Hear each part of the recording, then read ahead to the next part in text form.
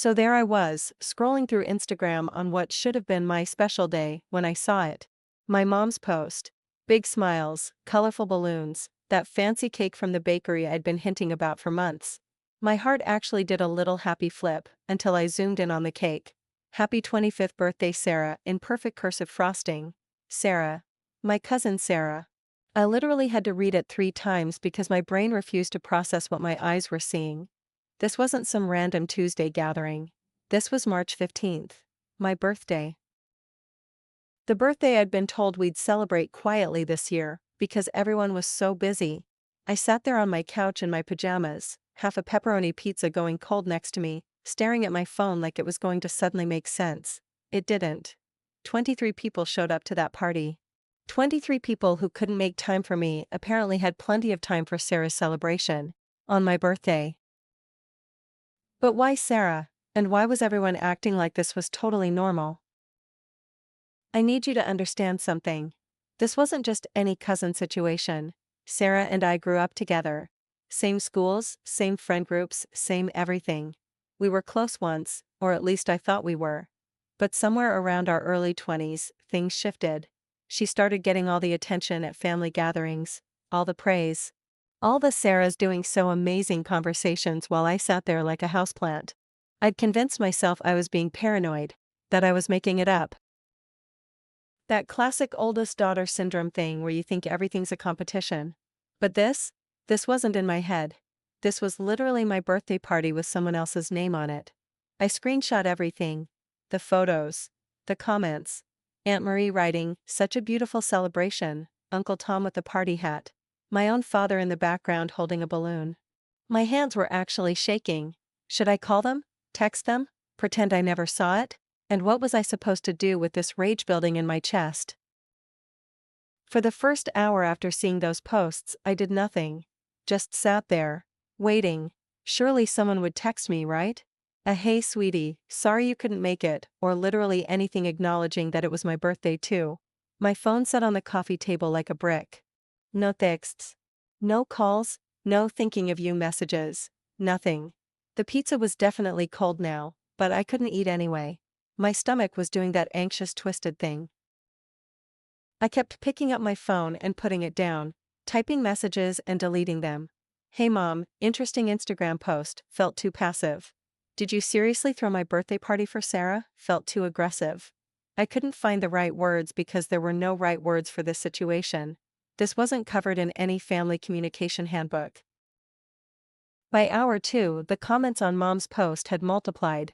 "Gorgeous party. Sarah looks so happy. You throw the best celebrations." Each comment felt like a tiny knife. And that's when my best friend Maya called. She'd seen the post too, and what she said next changed everything. "Please tell me you're not sitting there making excuses for them." That's how Maya opened the conversation. No hello. No how are you. Just straight to the point, because she knows me too well. I tried to explain. Maybe they got confused about dates? Maybe it was a surprise for me too and Sarah was just there? Even as I said it out loud, I could hear how ridiculous it sounded.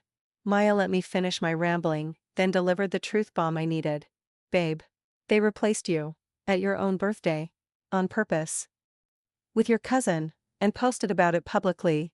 This isn't a misunderstanding. She was right." Of course she was right. But accepting that your own parents would do something this deliberately hurtful? That's not something you just casually process. "You need to call them," Maya said. "Tonight. Right now. Because if you let this slide, it's just going to get worse." My finger hovered over mom's contact.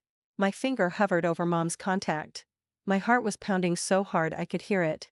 But I wasn't ready for what happened when she actually picked up the phone. Mom answered on the third ring, her voice all cheerful and light. "Oh honey, hi." Like it was just a regular Thursday evening. Like she hadn't just publicly celebrated my birthday without me. I took a breath. Tried to keep my voice steady. "Mom. I saw the Instagram posts." Silence. Not the confused silence of someone who doesn't know what you're talking about. The guilty silence of someone who got caught. "Oh," she finally said. Just that. "Oh." No explanation. No apology. Just that one tiny word that confirmed she knew exactly what she'd done. You threw a birthday party today, I continued, my voice starting to shake despite my best efforts. For Sarah, on my birthday. I could hear her breathing on the other end. Probably trying to figure out the best way to spin this. And when she finally spoke again, what came out of her mouth made my blood run cold. Because she didn't deny it. She didn't apologize. She said something so much worse. Well, sweetie, you have to understand. Sarah's been going through such a hard time lately. I blinked. That was her opening? That was the explanation? She needed something to lift her spirits, Mom continued, like this made perfect sense. And since you're always so independent and don't really need us anymore, we thought we'd make her feel special. It was still technically for you too. We were celebrating the date. I couldn't speak, literally couldn't form words. My brain was trying to process the gymnastics of that logic. So because I'm independent, I don't deserve a birthday? Because I don't constantly need emotional support, I'm just replaceable? You're always so busy anyway, Mom added, really driving it home. We figured you wouldn't even want a party this year. I never said that. Never even hinted at it. In fact, I'd specifically mentioned wanting to do something nice this year because last year got cancelled due to scheduling conflicts that apparently didn't apply to Sarah's celebration. But there was something else, something in Mom's tone. She wasn't just making excuses. She was preparing me for something bigger. Sarah's had a rough year, you know, Mom kept going. And then she listed it. Sarah's breakup. Sarah's job stress. Sarah's apartment issues. Sarah's car problems. Sarah. Each thing she mentioned was something I'd also gone through recently. I'd had a bad breakup 8 months ago. I'd been dealing with work stress for over a year. I'd had my own apartment disasters and car troubles. But when I went through these things, I got a "you'll figure it out" text. Sarah gets a full birthday party. On someone else's birthday. We just want her to know she's loved and supported, Mom said, and I swear I could hear the unspoken part. Unlike you, who apparently doesn't need love or support because you handle things on your own. This was a pattern I'd been ignoring for years. The family favorite. The golden child. The one who got the benefit of every doubt while I got the blame for every problem. I'd read about this, scapegoat versus golden child dynamics. But I never thought it was this obvious. And I definitely wasn't prepared for what I said next, because it changed my entire family forever. Something inside me snapped, not in a dramatic movie way. More like a rubber band that's been stretched too long and finally just breaks. Quietly. Completely. So let me get this straight, I said, my voice eerily calm. You threw my birthday party for someone else because she's sad, and I'm just supposed to be okay with it because I'm independent? And you posted about it publicly. You invited the whole family. You bought a cake with her name on it, on my birthday. And you didn't even tell me. I could hear Mom starting to say something, but I wasn't done. 25 years of being the responsible one, the easy one, the one who didn't cause problems, was pouring out. Do you know where I was today, Mom? I was alone, eating pizza, thinking maybe you'd at least call. And instead, I found out on Instagram that my entire family celebrated my birthday with my replacement. The word replacement hung in the air. Heavy, accurate, true. And that's when Mom said the thing that made me realize this wasn't going to end with an apology. Not even close. You're being dramatic. There it was. The magic phrase that had controlled me my entire life. Anytime I had a legitimate complaint, a real hurt, a valid boundary, I was being dramatic. This isn't about you, Mom continued, her voice getting that edge it gets when she's decided she's right and you're wrong. Sarah needed support and we provided it. You're making this into something it's not. I felt like I was going crazy. Was I overreacting? Was it dramatic to be upset that your parents threw your birthday party for someone else? You always do this, she sighed. You make everything about you. It was just a party. Sarah didn't even know it was your birthday, we had to tell her. That last part stopped me cold. They told Sarah it was my birthday and she came anyway? And everyone just went along with it? I think you need to take some time to think about why you're so upset about Sarah getting a little attention, Mom said, like she was a therapist making a breakthrough observation. But I was done thinking. I was done questioning myself. And what I did next made me the official family villain. I hung up. Didn't say goodbye, just ended the call. Then I opened the family group chat. You know the one. The chat where everyone sends prayer requests and baby photos and good morning gifts. The chat that's supposed to be supportive and loving. I typed for maybe 30 seconds. No editing, no second guessing, just raw truth. Hey everyone. Thanks for celebrating my 25th birthday today with Sarah instead of me. Really appreciate finding out on Instagram that I've been replaced. Happy birthday to me, I guess. Send. Immediately, the 3 dots appeared. Someone was typing, then another someone, then 5 people. My phone started buzzing like it was having a seizure. Messages poured in so fast I couldn't even read them before new ones appeared. Some were confused, some were defensive, some were angry. At me, obviously. For causing drama. For embarrassing the family. For airing dirty laundry. Nobody seemed concerned that the dirty laundry existed in the first place. And then Aunt Linda sent a message that made everything so much clearer, and so much worse. Oh honey, we thought you knew about it and were okay with it. Your mom said you were too busy to come. I read that message 3 times. Too busy to come. To my own birthday party. That I was never invited to. That I didn't know existed. My mom had lied to the family. She'd told them I knew. That I declined. That I declined. That I was fine with it. This wasn't just neglect or favoritism anymore.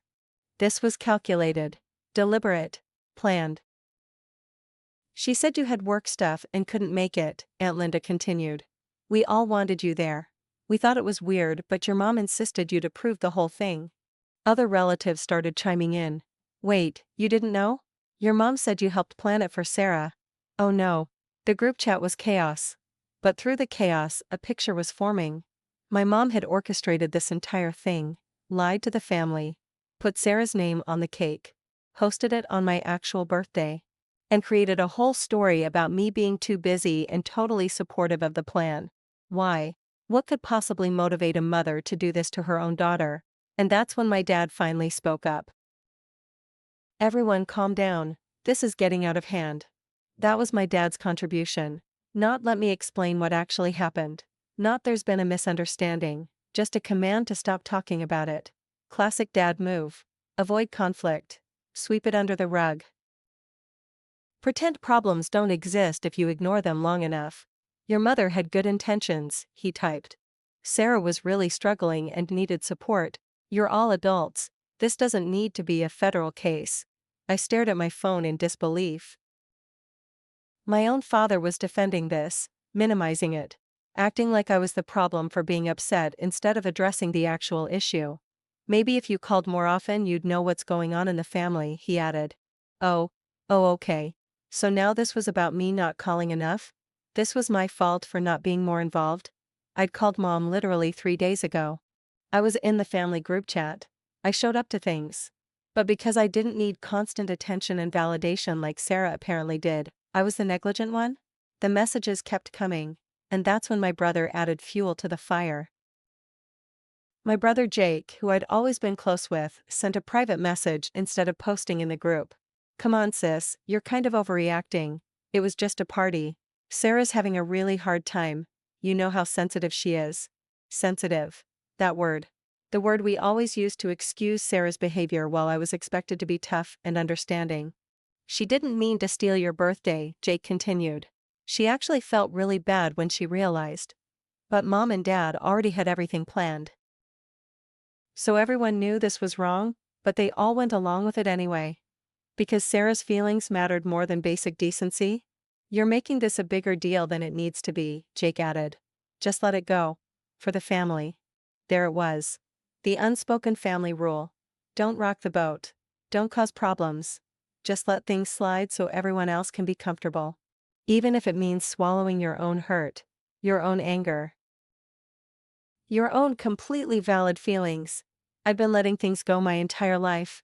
And look where it got me. Replaced at my own birthday party. That night I couldn't sleep. I lay in bed scrolling through family photos on my phone. Patterns I'd never noticed before suddenly became crystal clear. Sarah front and center in every photo. Me on the edge or cut off entirely. Sarah's achievements celebrated with posts and parties. My achievements met with, "That's nice, dear." Sarah's problems treated like family emergencies.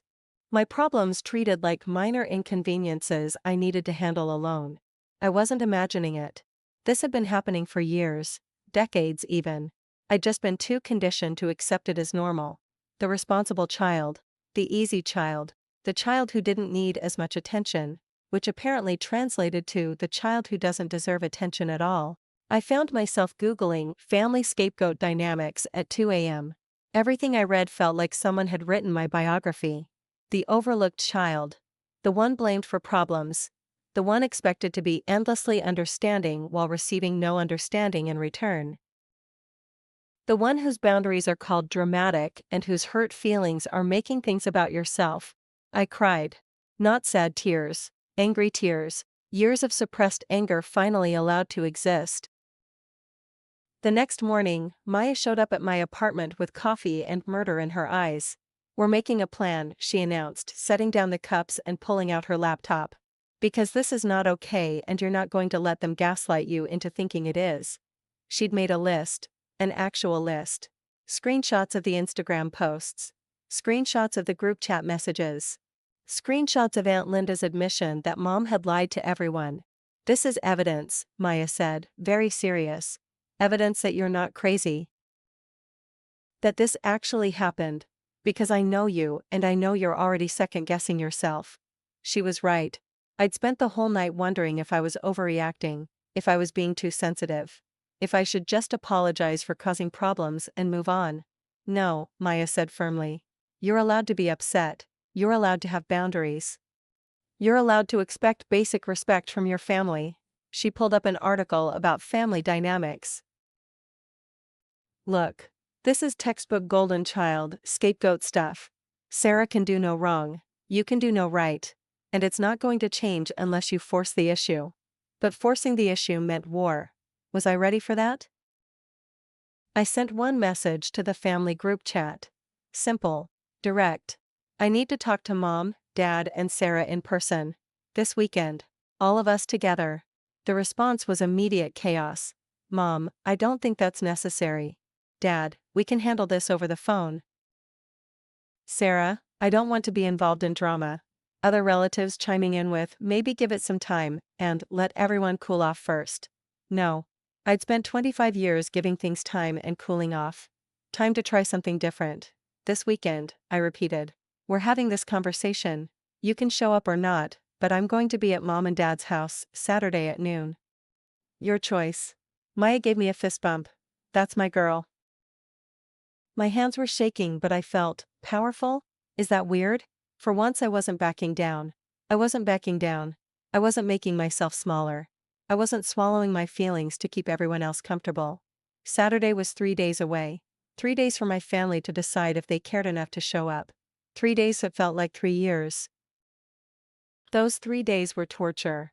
The group chat went silent. Nobody responded to my message demanding the meeting. Not with agreement. Not with refusal. Just silence. Radio silence from everyone except Aunt Linda, who sent me a private message saying, I support you, honey. What happened wasn't right. That was it. One person out of my entire extended family willing to say what everyone was thinking. Wednesday, my mom called. I almost didn't answer. I don't think a meeting is a good idea, she started. Everyone's very upset right now. I'm upset too, I said. That's the point. But Sarah's very sensitive about confrontation, Mom. I don't care how sensitive Sarah is. You threw my birthday party for her. We need to talk about it. Long silence. Fine. Saturday at noon. But I want you to know you're hurting a lot of people with this. Click. She hung up. I'm hurting people? I'm the one causing pain? The mental gymnastics required to make me the villain in this story were Olympic level. But at least they'd agreed to show up. Or so I thought. Saturday morning I woke up nauseous. Maya had offered to come with me for moral support, but I declined. This was something I needed to do alone. I practiced what I wanted to say in the mirror. You hurt me. This wasn't okay. I deserve better. Simple truths. But my voice kept shaking. Why was standing up for yourself so terrifying? Years of conditioning, that's why. Years of being told that asserting boundaries was selfish. That having needs was demanding. That expecting basic decency was asking too much. I drove to my parents' house in silence. No music, no podcasts. Just me and my racing thoughts and the sick feeling in my stomach. Their car was in the driveway. Good. At least they'd shown up. I rang the doorbell even though I had a key. This wasn't a casual visit. This was official. Mom opened the door. Her face was tight, unhappy. "Come in," she said, like I was a stranger. Like I was the one who'd done something wrong. Dad and Sarah were already in the living room, and the way they were sitting told me everything I needed to know. They were sitting together on the couch. All three of them. Like a unified team. Facing the empty chair across from them. The chair that was obviously meant for me. The setup was clear, them versus me. Not a family discussion. An intervention. I sat down anyway. My heart was pounding, but I kept my face neutral. "Thanks for agreeing to meet," I started. Dad cut me off immediately. "Before you start, we want you to know that Sarah has something to say." "Oh. So we weren't even going to address what happened?" "We were starting with Sarah's feelings?" "Of course we were." Sarah looked at me with big, teary eyes. The same eyes that had gotten her out of trouble our whole lives.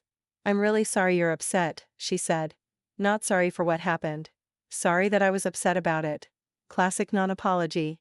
"I didn't know it was going to be a big deal. Your mom said you were fine with it." She was lying.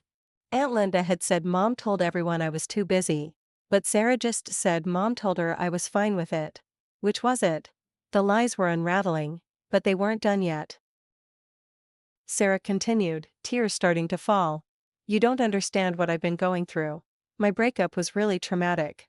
I've been so depressed. I needed something to feel happy about. I felt myself softening despite everything." That's what she did. What they all did. Made you feel guilty for having boundaries. "I thought we were close," Sarah said, voice breaking. "I thought you'd want me to be happy.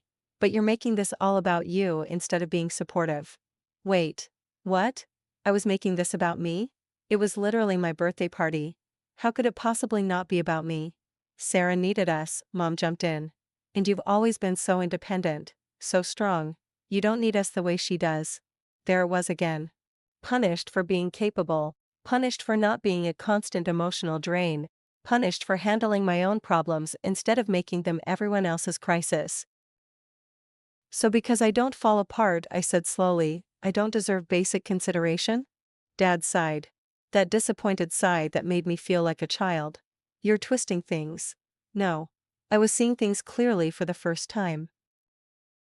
Mom leaned forward, using her "let me explain reality to you" voice.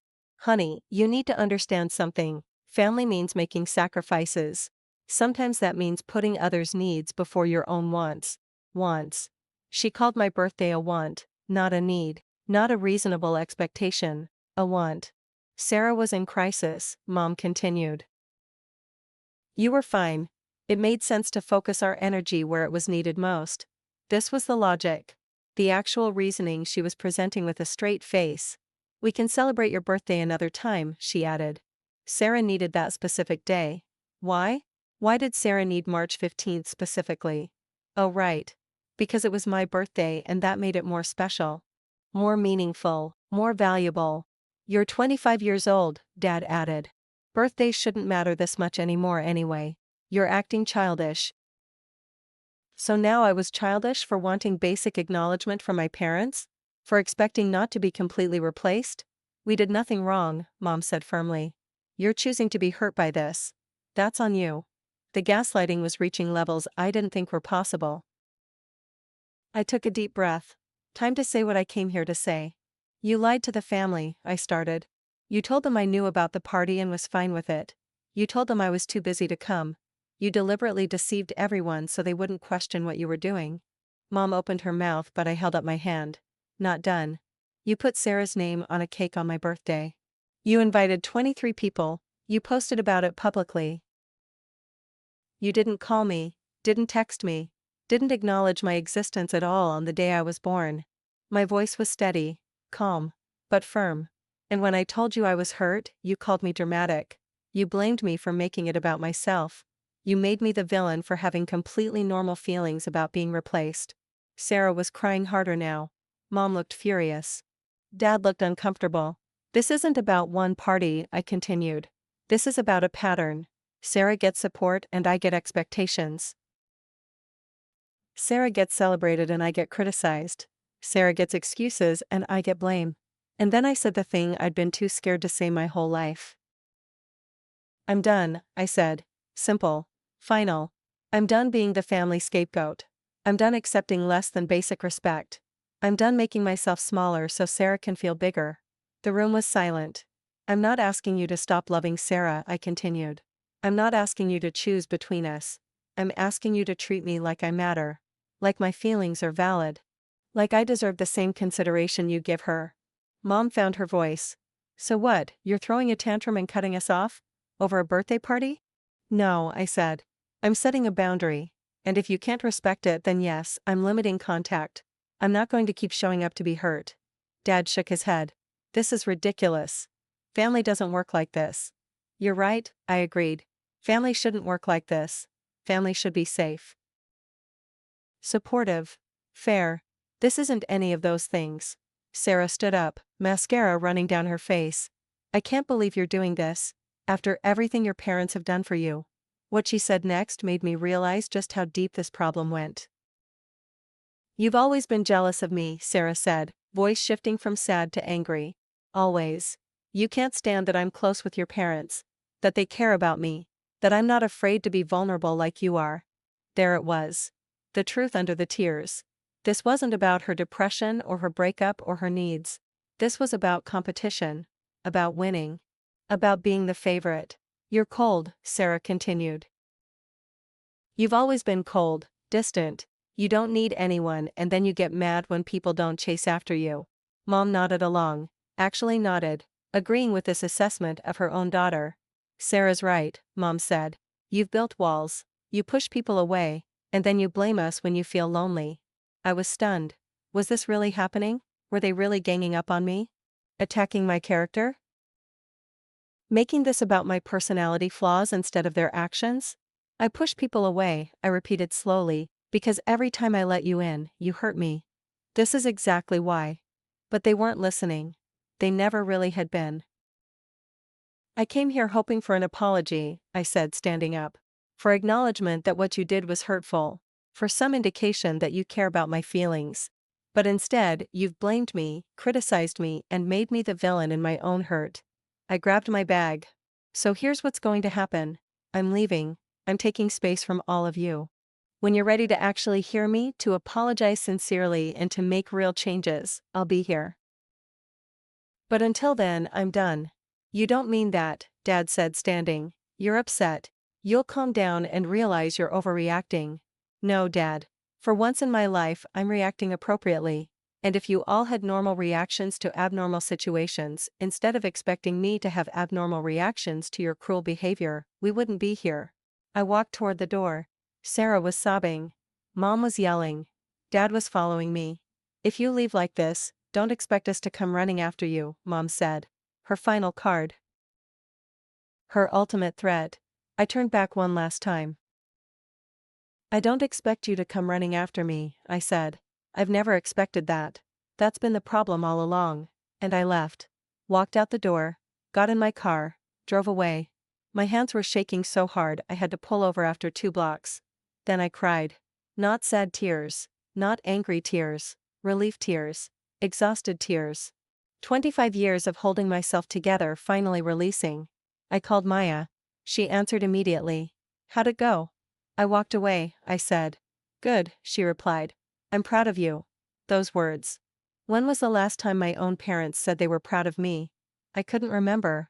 But my chosen sister, my best friend, said it without hesitation. That night I blocked my parents' numbers. Temporarily. Just until I could breathe without panicking. Sarah too. The group chat was muted.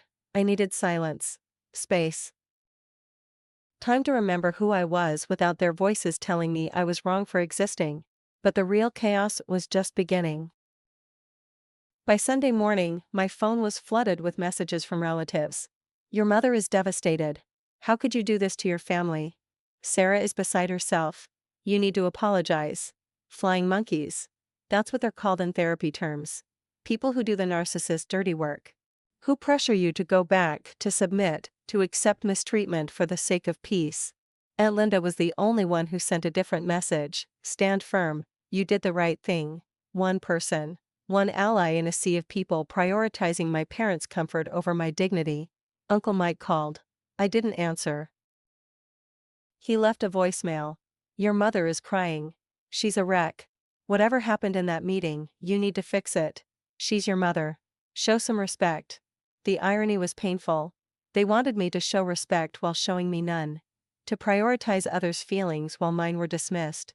To be the bigger person even though I was the one who'd been hurt. The pressure was immense. And it almost worked. Tuesday night, alone in my apartment, I almost caved. My finger hovered over Mom's contact. Maybe I was wrong. Maybe I was overreacting. Maybe I should just apologize and make everything go back to normal. Normal. What even was normal anymore? Being overlooked? Being replaced? Being gaslit into thinking my hurt was an overreaction? That was the normal they wanted me to return to. I called my therapist instead. Emergency session. Tell me if I'm crazy, I started. I laid out everything. The party. The lies. The confrontation. The aftermath. She listened silently until I finished. You're not crazy, she said firmly. You're not crazy, she said firmly. You're having a healthy response to unhealthy behavior. The fact that you're questioning yourself shows how deeply conditioned you are to prioritize their feelings over your own well-being. She gave me homework. Write down every time my family made me feel small. Every time I was blamed for things that weren't my fault. Every time Sarah's needs trumped my basic rights.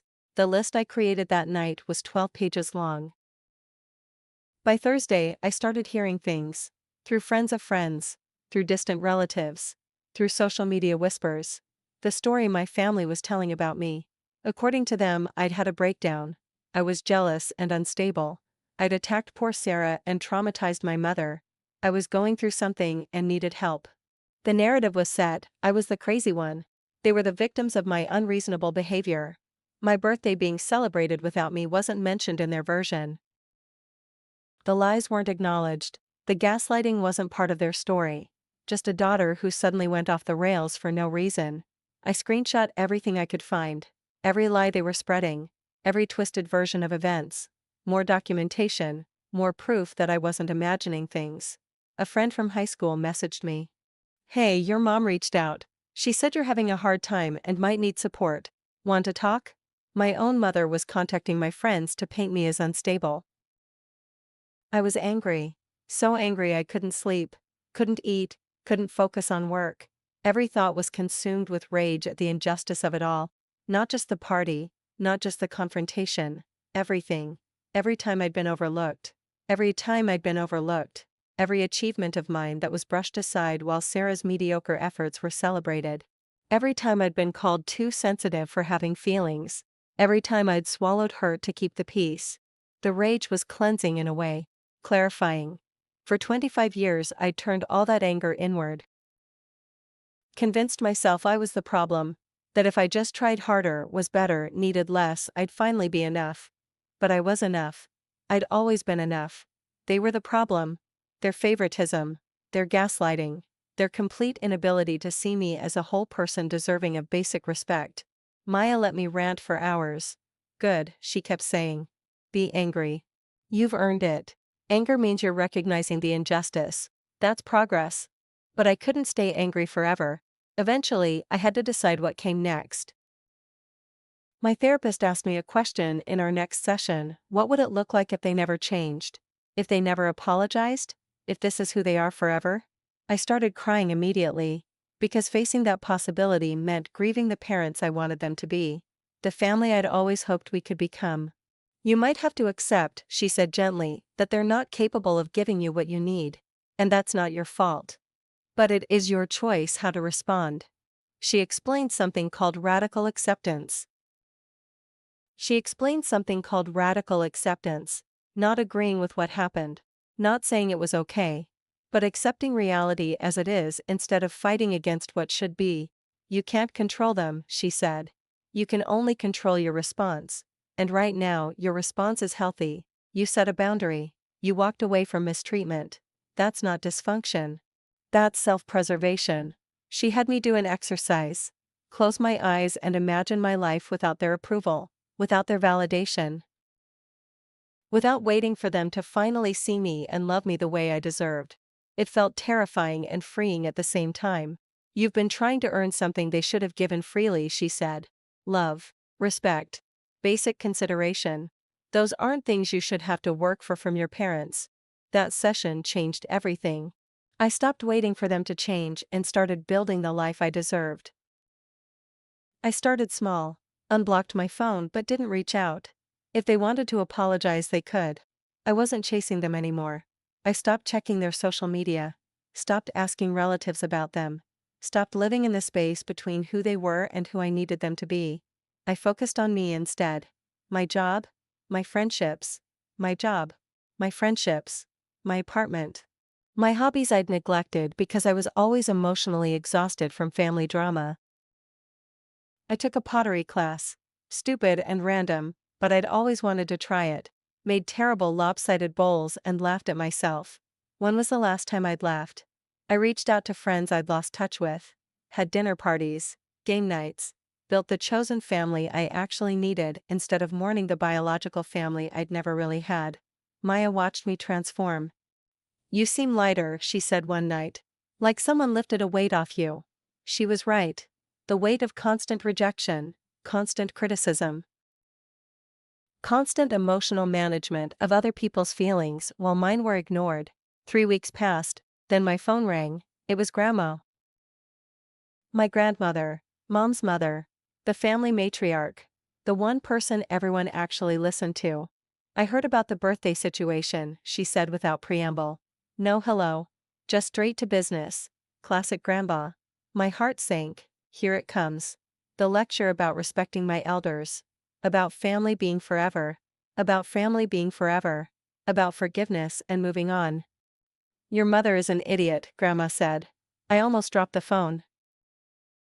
Excuse me? An idiot, Grandma repeated firmly. Throwing your birthday party for Sarah? What kind of nonsense is that? I didn't raise her to be so foolish. I was speechless, Grandma continued. I called her. Told her she better fix this mess she made. She tried to tell me you were overreacting. I told her she was underreacting to being a terrible mother.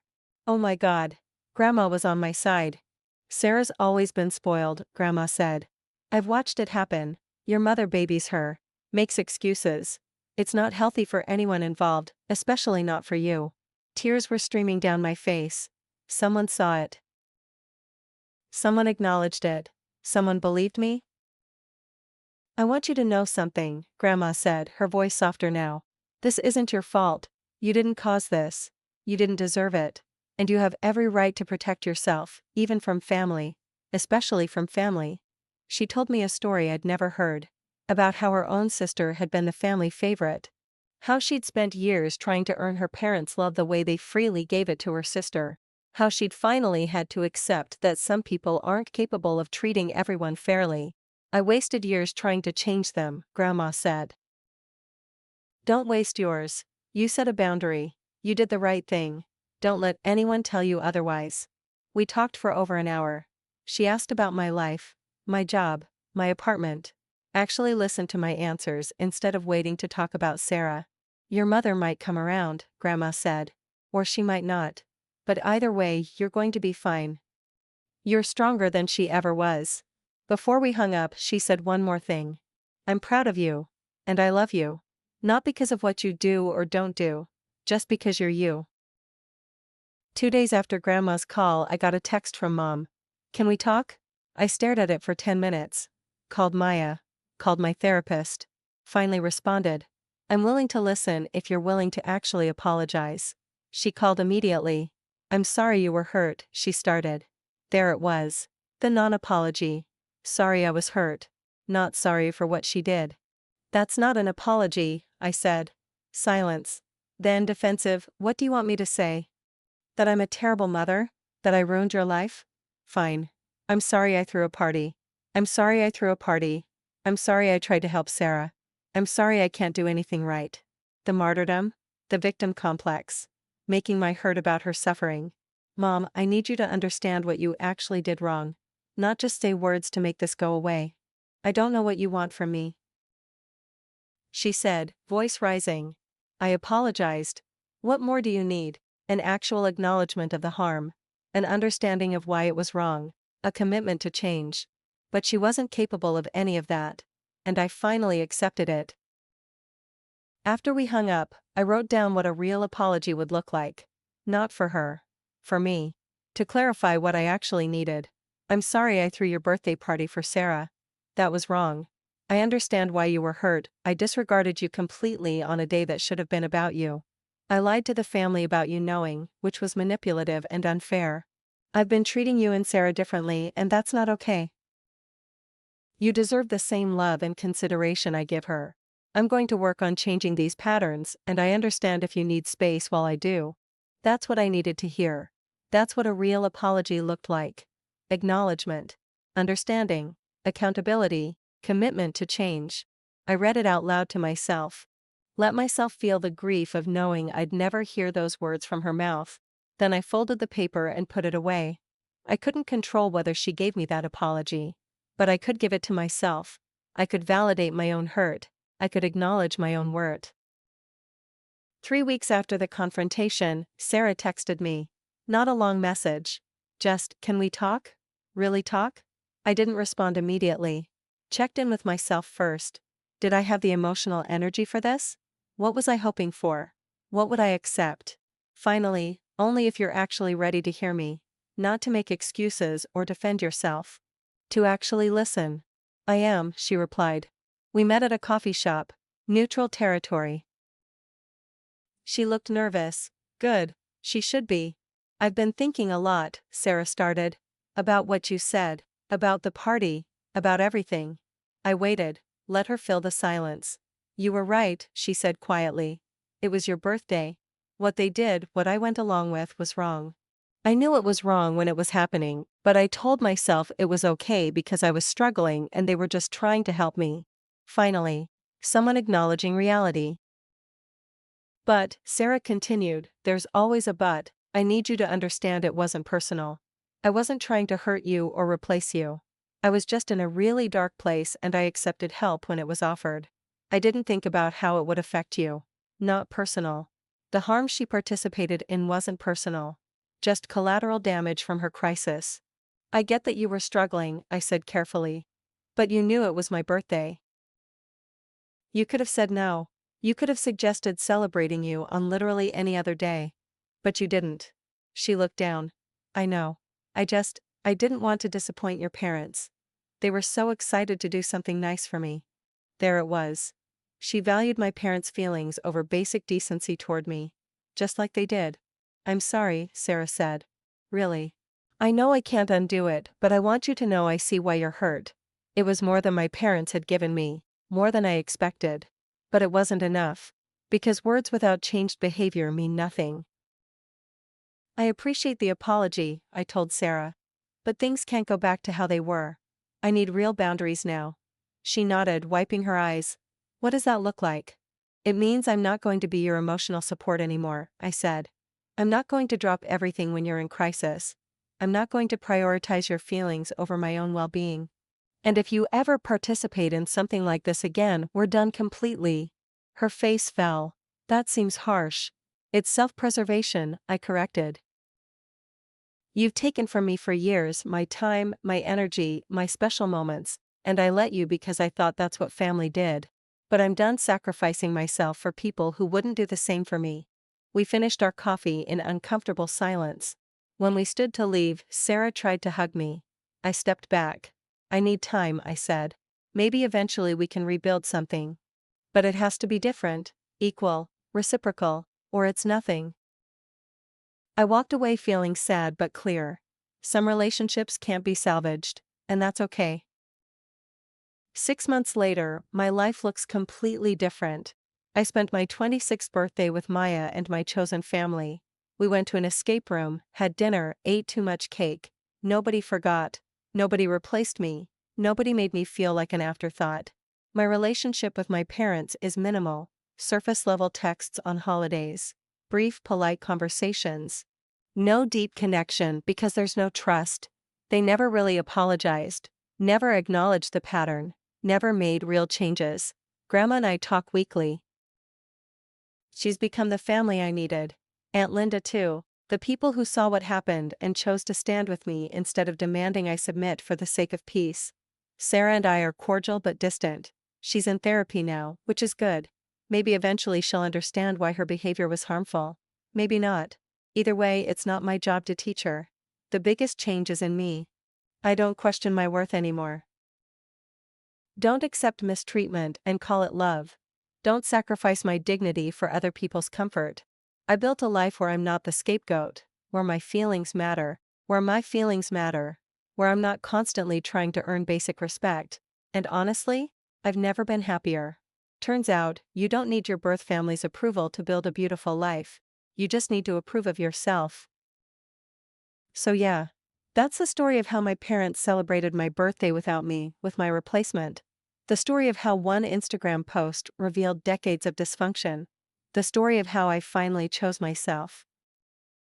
If you're going through something similar, if you're the scapegoat, the overlooked one, the one expected to just take it and stay quiet, I want you to know you're not crazy, you're not too sensitive, you're not dramatic. You're having a normal reaction to abnormal treatment, and you deserve better. Setting boundaries doesn't make you the villain. Walking away from toxicity doesn't make you heartless. Choosing your own well-being doesn't make you selfish. It makes you healthy. It makes you strong. It makes you someone who knows their worth and won't accept anything less. My inbox is always open if you need to talk. Because sometimes you just need one person to say, I see you. I believe you. You're not alone. Thanks for watching, and remember, the family you build can be more valuable than the family you were born into. If my parents ignoring my birthday and celebrating without me resonates with you, if you've ever been replaced by a sibling at your own birthday party or experienced parents favoring one child over another, you're not alone in this family drama. This emotional birthday story isn't just about a sad birthday or family issues at a celebration. It's about recognizing when kids or adult children face replacement and choosing yourself anyway. Drop a comment sharing your birthday celebration replacement stories. Let's support each other through these family birthday party dramas. You deserve better, remember that.